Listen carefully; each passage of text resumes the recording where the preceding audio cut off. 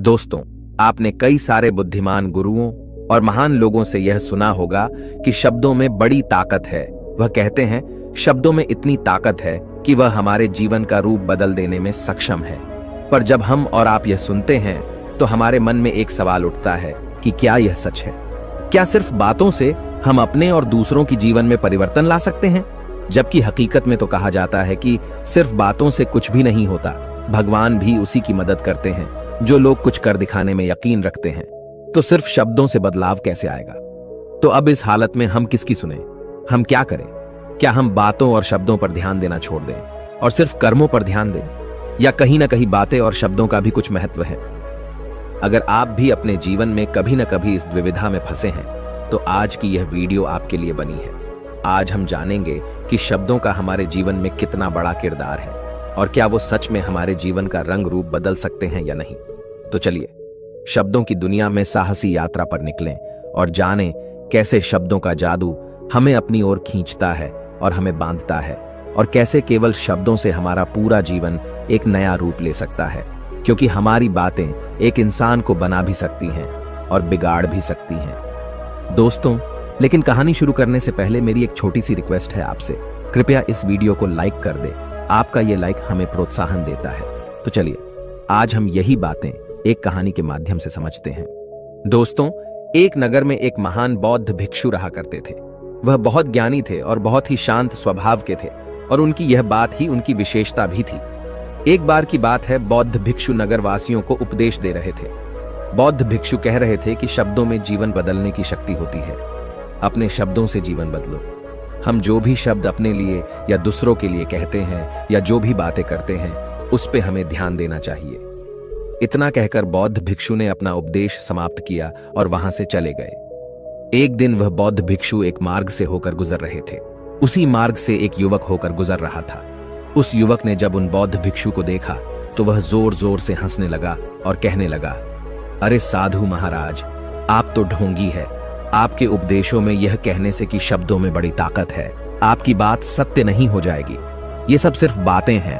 भला ऐसे कैसे हो सकता है कि शब्दों से हमारा जीवन बदल सकता है?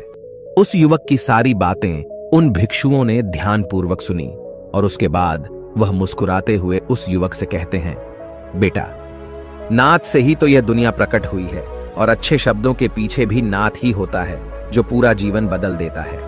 वह बौद्ध भिक्षु उस युवक से कहते हैं, देखो, मैं तुम्हें अपने अनुभव से बता रहा हूं, लेकिन फिर भी तुम्हें यकीन ना हो तो तुम इसे खुद आजमा कर देख सकते हो। उन बौद्ध भिक्षु की यह बात सुनकर युवक थोड़ा सा गंभीर हो गया।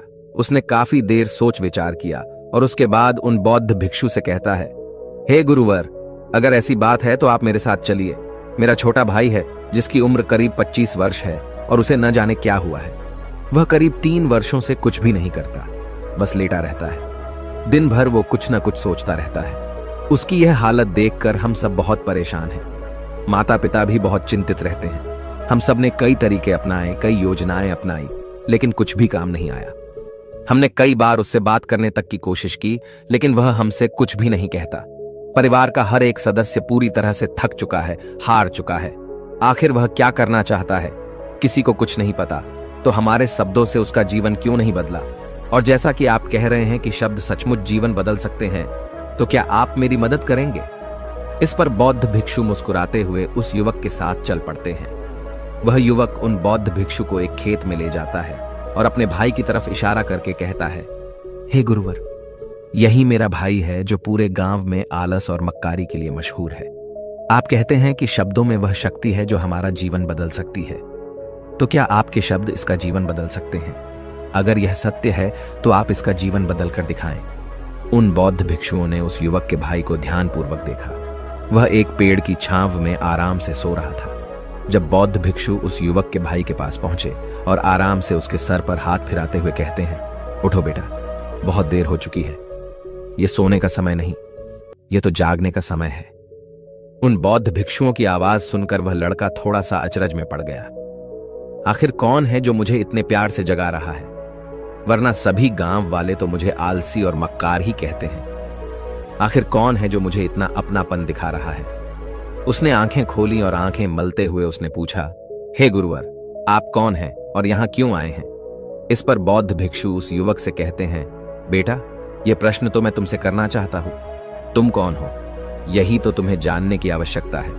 उन बौद्ध भिक्षुओं की बात सुनकर वह लड़का जोर से हंस पड़ता है और कहता है, हे गुरुवर, यदि आपको मेरे बारे में जानना है तो जाइए और गांव के किसी भी सदस्य से पूछ लीजिए। आपको पता चल जाएगा कि मैं कौन हूं। आपसे हर कोई यही कहेगा कि वह तो आलसी है, मक्कार है, तरह तरह के ताने सुनाएंगे, तरह तरह की बातें कहेंगे।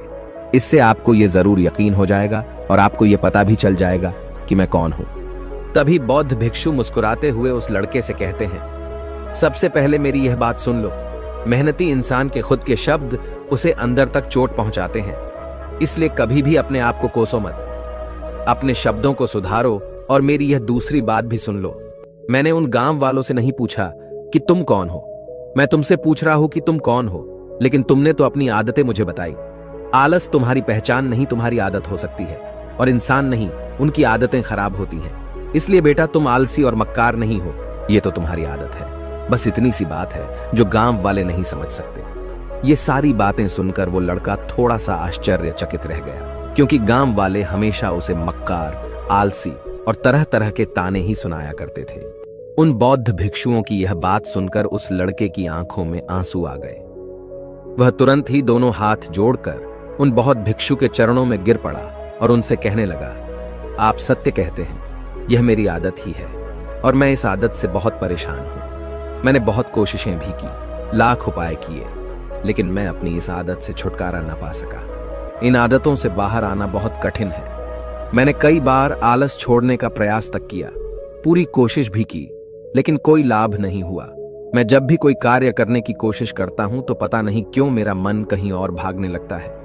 मेरा दिमाग किसी और दिशा में काम करने लगता है और मैं उस काम पर ध्यान ही नहीं दे पाता। मैं क्या करूं, कैसे करूं, मुझे कुछ भी समझ नहीं आता। जब भी मैं किताबें पढ़ने की कोशिश करता हूं तो मुझे नींद आने लगती है। मन में एक अजीब सा दर्द महसूस होता है।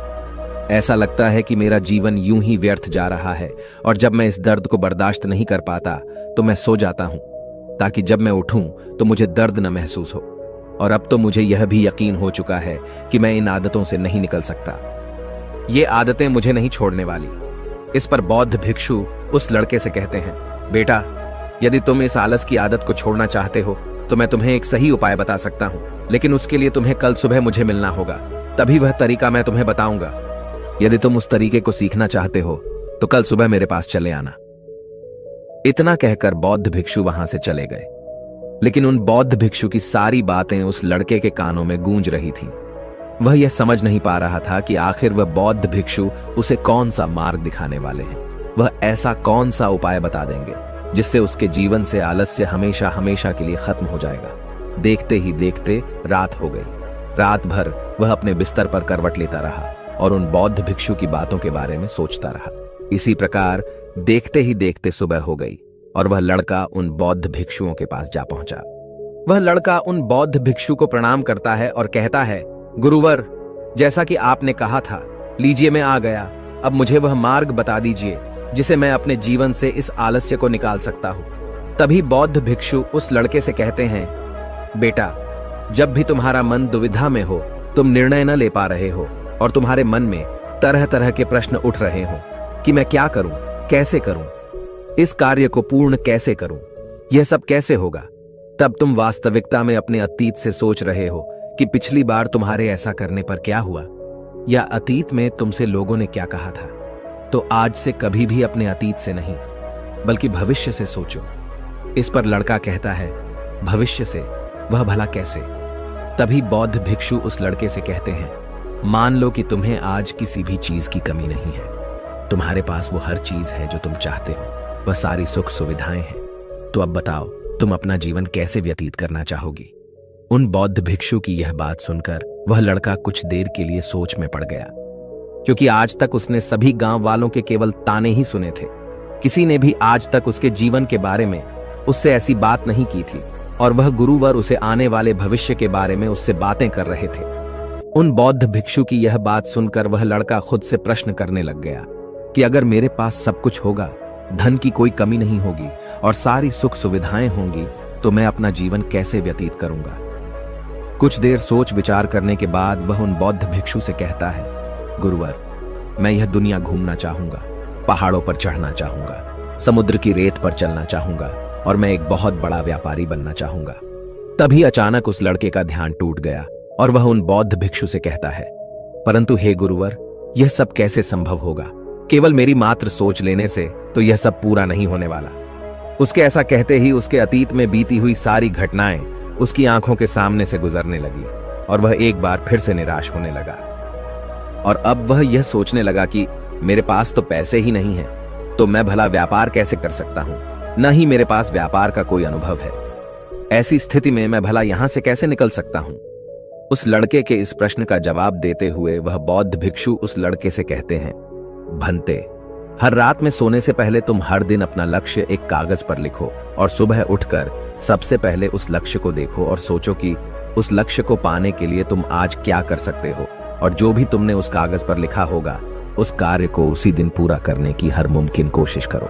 इस पर वह लड़का कहता है, ठीक है, आप सच कह रहे हैं, लेकिन जब मैं बहुत सोचने लगता हूं तो मेरा मन बेचैन होने लगता है और मन में तरह तरह के विचार उठने लगते हैं और इन विचारों को शांत करने के लिए मैं सो जाता हूं ताकि वह विचार मुझे परेशान न कर पाए। उस लड़के की इस समस्या का समाधान करते हुए वह बौद्ध भिक्षु उस लड़के से कहते हैं, बेटा, अंतर्मन की चाल को पकड़ो और शब्दों की मदद से नया भविष्य बनाओ। तभी लड़का कहता है, हे गुरुवर, आप क्या कहना चाहते हैं? मैं आपकी बात समझ नहीं पा रहा। इस पर बौद्ध भिक्षु मुस्कुराते हुए कहते हैं, बेटा, कैसे होगा? यह जो सवाल है, यह सवाल नहीं बल्कि एक डर है जो तुम्हारे अंतर्मन में बैठा हुआ है, जो तुम्हें अगला कदम लेने से रोक रहा है, तुम्हें कदम आगे बढ़ाने से रोक रहा है। यदि तुम वास्तविकता देखो तो किसी को भी नहीं पता होता कि वह कार्य कैसे होगा, लेकिन एक इंसान जब दृढ़ निश्चय कर लेता है तो वह अपने उद्देश्य को सामने रखकर लगातार प्रयास करता रहता है और वह अपनी सफलता प्राप्त कर ही लेता है। तभी वो लड़का उन बौद्ध भिक्षु से कहता है कि हे गुरुवर, अगर ऐसी बात है तो मन में बार बार चिंता क्यों होती है? मन बार बार बेचैन क्यों हो उठता है? इस पर बौद्ध भिक्षु कहते हैं, बेटा, क्योंकि तुम्हें डर है कि तुम कमजोर हो। तुम्हारे अंतर्मन में बैठा है कि तुम में कुछ कमी है, तुम किसी काम के नहीं हो, और यही कारण है कि तुम कोशिश करने से डरते हो, क्योंकि तुम्हारा अंतर्मन हमेशा तुम्हें रोकता रहता है। जब भी तो कोई कार्य शुरू करना चाहते हो, तुम्हारा मन तुमसे पहले कह देता है, इससे आगे मत बढ़ना, अन्यथा तुम हार जाओगे, और इसी कारण तुम्हें चिंता होने लगती है, तुम्हारा मन बेचैन होने लगता है। तभी वो लड़का कहता है, गुरुदेव, आपने जो कुछ भी कहा वो बिल्कुल सत्य है, लेकिन अब आप ही मुझे बताइए कि मैं इस परेशानी से बाहर कैसे निकलूं? इसका जवाब देते हुए वो बौद्ध भिक्षु उस लड़के से कहते हैं, बेटा, इस समस्या का समाधान बहुत ही आसान और सरल है। तुमने देखा होगा कि अक्सर ही हम अपने आप को दोष देते रहते हैं, अपने आप को तरह तरह के अपशब्द कहते रहते हैं जो हमारे अंतर्मन में जाकर बैठ जाते हैं और वही हमें आगे बढ़ने से रोकते हैं। और इन शब्दों का हम पर बहुत गहरा प्रभाव भी पड़ता है, क्योंकि जैसा हम खुद से कहते हैं, जैसा हम पूरी भावनाओं के साथ सोचते हैं, हम वैसा ही बनते चले जाते हैं। इसलिए यदि तुम खुद को बदलना चाहते हो तो कि तुम भी काबिल बन सको, तो तुम्हें अपने अंतर्मन को नए संदेश देने की जरूरत है, जैसे कि मेरे शरीर का हर एक कण, हर एक हिस्सा, हर एक विचार शांति और ऊर्जा से भरा हुआ है। मैं दृढ़ संकल्प और आत्मविश्वास के साथ हर दिन के लक्ष्यों को पूरा करता हूं। मैं अपने कमजोरी को अभ्यास में बदलता हूं, चिंता को ध्यान में बदलता हूं। मैं उत्साह और ऊर्जा से भरा हुआ हूं, लगातार अपने लक्ष्यों पर काम करता हूं। ऐसे शब्द जब तुम खुद से कहोगे तो तुम शक्तिशाली महसूस करने लगोगे और तुम्हारी सारी चिंताएं खत्म होने लगेंगी, क्योंकि यही शब्दों की ताकत है। वह तुम वही बना देंगे जो तुम खुद से कहोगे। तुम जितनी भावना के साथ यह वाक्य बोलते हो, उसे महसूस करते हो, उतनी ही भावनाओं से यह शब्द तुम पर असर करना शुरू कर देंगे। धीरे धीरे यह शब्द तुम्हारे मन और व्यक्तित्व की सोच का हिस्सा बन जाएंगे। लेकिन मेरी एक बात याद रखना कि तुम्हारा अंतर्मन इतनी आसानी से हार नहीं मानने वाला। जब तुम आगे बढ़ोगे तो मौका मिलते ही वह तुम्हें पीछे खींचेगा। तुम्हारे अतीत के बीते हुए सारे कड़वे अनुभव तुम्हें याद दिलाएगा, ताकि तुम डर जाओ और एक बार फिर से अपने लक्ष्य का पीछा करना छोड़ दो। लेकिन तुम्हें इसकी चिंता नहीं करनी है। उन सकारात्मक शब्दों के कारण तुम्हारा मन सकारात्मक विचारों को स्वीकार करने लगेगा। आगे वह बौद्ध भिक्षु उस लड़के को चेतावनी देते हुए कहते हैं, मेरी एक बात और याद रखना कि तुम्हारा ध्यान आलस्य पर नहीं होना चाहिए, अर्थात तुम्हें कभी आलस नहीं मिटाना, बल्कि तुम्हें एक नए भविष्य का निर्माण करना है, एक नए व्यक्तित्व का निर्माण करना है। तुम्हारा पूरा ध्यान केवल इस पर ही होना चाहिए। उन बौद्ध भिक्षुओं की बात सुनकर लड़का कहता है, ठीक है गुरुवर, आप जैसा कहते हैं मैं वैसा ही करूंगा। तभी वह बौद्ध भिक्षु उस लड़के से कहते हैं, बेटा अभी तो मैं इस गांव से जा रहा हूं, लेकिन कुछ सालों के बाद मैं वापस आऊंगा। इतना कहकर बौद्ध भिक्षु वहां से चले गए और वह लड़का अपने घर लौट गया। लेकिन अब उस लड़के के मन में तरह तरह के विचार चल रहे थे। वह लड़का यह सोच रहा था कि अगर मैं अपनी मनपसंद जिंदगी जीने लगूंगा, अगर मैं दुनिया घूमने लगा, नए लोगों से मिलने लगा और अपनी पसंद का काम करने लगा, तो मेरी जिंदगी कैसी होगी। उस बात को ध्यान करके उसने एक कागज पर अपना लक्ष्य लिखा और लिखकर सो गया। अगली सुबह जब उसकी आंखें खुलीं तो उसने उस पेपर पर लिखा हुआ लक्ष्य एक बार दोहराया। उसके बाद वह कुछ देर के लिए शांत हो गया। तभी उसे उन बौद्ध भिक्षु की बात याद आई कि तुम अपने लक्ष्य के लिए आज क्या कर सकते हो। उसने खुद से सवाल किया कि मैं आज अपने इस लक्ष्य को प्राप्त करने के लिए क्या कर सकता हूं। तभी उसे एक बार फिर से उस पेपर की तरफ ध्यान दिया। उस पेपर पर लिखा था कि मैं बाजार जाता हूं और लोग व्यापार करने की कौन सी चीजें, कौन से सामान लेकर आते हैं। मैं उन चीजों को देखता, उन चीजों को पता करता। वह पढ़ने के बाद तुरंत ही बाजार चला गया। वह अलग अलग दुकानों पर बैठा उन्हें देखा, लेकिन उसे कुछ समझ नहीं आ रहा था, क्योंकि लोग अलग अलग व्यापार कर रहे थे, अलग अलग तरह की चीजें और सामान ले रहे थे और किसी ने उसकी कोई मदद नहीं की। वह बहुत उदास हो गया और निराश होकर वापस घर लौट आया। तभी उस लड़के को उन बौद्ध भिक्षु की एक और बात याद आई। शब्दों में बहुत ताकत है और शब्द हमारा जीवन बदल सकते हैं। उसे वह सकारात्मक विचार याद आए। वह उन्हें सुबह शाम दोहराने लगा और अब से वह हर दिन ऐसा ही करता। देखते ही देखते 1 महीना बीत चुका था, लेकिन अब तक उसके जीवन में कोई बदलाव नहीं आया था। अब वह लड़का यह सोचकर निराश होने लगा था कि उसके जीवन में तो कुछ भी परिवर्तन नहीं हो रहा। लेकिन 1 महीने के बाद उसे महसूस हो रहा था कि वह पहले से अच्छा महसूस कर रहा है। उसका दिमाग अब अच्छी तरह से सोच पा रहा है। वह पहले से ज्यादा चलने फिरने लगा है। धीरे धीरे उसे समझ में आने लगा कि जो लोग आगे बढ़ते हैं, महान काम करते हैं, उनकी सोच में कितना अंतर होता है। वे लोग हमेशा शक्तिशाली विचार सोचते हैं। दूसरों की छोटी सोच और डर से वह कभी प्रभावित नहीं होते। जब भी उनके सामने कोई मुश्किल आन पड़ती है तो वह घबराते नहीं, बल्कि उस समस्या का समाधान निकालते हैं। इस समस्या के समाधान पर ध्यान केंद्रित करते हैं और न ही वह कभी किसी का इंतजार करते हैं। वह केवल खुद पर विश्वास करते हैं और तुरंत ही कदम आगे बढ़ाते। जब उस लड़के को ये सारी बातें समझ में आने लगीं, तो उसने भी धीरे धीरे अपने कदम आगे बढ़ाने शुरू किए। उसने बिल्कुल वैसा ही व्यवहार करना शुरू किया। अब से वो कभी खाली नहीं बैठता था। जब भी उसका मन करता वो बाजार जाता और लोगों के बारे में जानता समझता कि वो किस प्रकार व्यापार कर रहे, कौन से चीजें खरीद रहे हैं और किन चीजों पर उन्हें लाभ हो रहा है। और जब उसका मन करता तो अपने पिता की मदद भी करता था। वो अपने पिता के साथ मंडी में जाता, वहां पर जाकर मोल भाव करता। ते हमेशा कुछ न कुछ सीखने में ही जुटा रहता है। तभी एक दिन गांव में एक मसाले का व्यापारी आया। उसे कुछ पढ़े लिखे नौजवानों की जरूरत थी जो माल की गिनती कर सके और हिसाब रखने का काम कर सके। वह लड़का अपने लक्ष्य को जानता था कि उसे क्या पाना है। उसे समझ में आ गया था कि इस काम से उसे बहुत कुछ सीखने को मिलेगा। बेहिचक उस सेठ के पास पहुंच गया। वह जानता था कि उसे उस काम के बहुत कम पैसे मिलेंगे, लेकिन फिर भी वह उस काम को करने के लिए तैयार था। अब उस लड़के की सोच पूरी तरह से बदल चुकी थी। अब वह बाकी लोगों की तरह नहीं सोचता था। बहुत ईमानदार और समझदारी से काम करता था। देखते ही देखते करीब 3 महीने बीत गए और अब व्यापारी यह समझ चुका था कि नौजवान बहुत ही समझदार है और वह उसे व्यापार में बहुत मदद करता है। इसलिए उस मसाले के व्यापारी ने उस लड़के को अपना सहायक बना लिया। उस व्यापारी ने देखा कि इस लड़के की दिनचर्या सबसे अलग है। यह हर दिन पढ़ता है, लिखता है, सुबह उठकर ध्यान करता है, नई चीजें सीखता है। परेशानी आई तो भी विचलित नहीं होता। यह सबसे सम्मान से बात करता है, सबका आदर करता है। देखते ही देखते 1 साल बीत चुके थे और अब तो व्यापारी उस नौजवान से बहुत खुश था। उसने धीरे धीरे उस नौजवान को व्यापार के सारे गुण सिखा दिए और देखते ही देखते वह लड़का अब एक छोटा सा व्यापारी बन चुका था। और जब उस लड़के के अंदर व्यापार की समझ आ गई तो उसने जड़ी बूटियों का व्यापार शुरू कर दिया और देखते ही देखते केवल कुछ ही वर्षों में उस नगर का सबसे बड़ा व्यापारी बन गया। लोग उसे सबसे बड़े व्यापारी के नाम से जानने लगे। उसकी नाम दूर दूर तक फैलने लगा। करीब 5 वर्षों बाद जब वह वापस अपने घर लौटा तो लोग बहुत हैरान थे। उसे देखकर लोग बहुत अचंभित थे।